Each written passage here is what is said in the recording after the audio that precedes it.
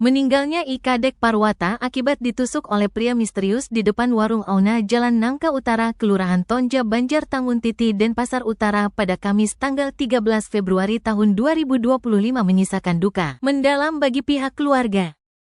Pantauan Bali Express Jawa Post Group, tampak pihak keluarga dan kerabat korban tengah duduk di rumah duka di Jalan Nangka Gang Pandey nomor 26C Denpasar. Kakak korban Gede Dana Putra pun menceritakan kisah pilu sang adik Kadek Parwata. Sosok Parwata dikenal sebagai pribadi yang ramah dan mudah diajak bicara. Pria yang bekerja sebagai housekeeping di restoran Sea Circus itu adalah tulang punggung keluarganya dan kini meninggalkan istri serta 2 putri yang masih kecil-kecil. Mereka tidak menyangka Parwata jadi korban penusukan. Padahal pria itu tidak mengenal pelaku dan murni tidak punya masalah sama sekali dengannya. Peristiwa bermula ketika korban melayat ke rumah ayah temannya yang meninggal. Pihak keluarga tidak punya firasat buruk apapun hari itu. Hanya korban memang sempat 2 kali menunda untuk melayat karena cuaca buruk.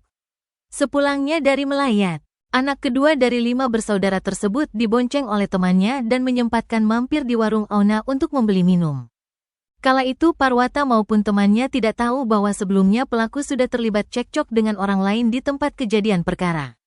Tiba-tiba saja pelaku memaki-maki korban kemudian menusuk menggunakan pisau. Setelah insiden berdarah itu, korban langsung diantar oleh temannya menggunakan sepeda motor ke rumah sakit Dharma Bakti.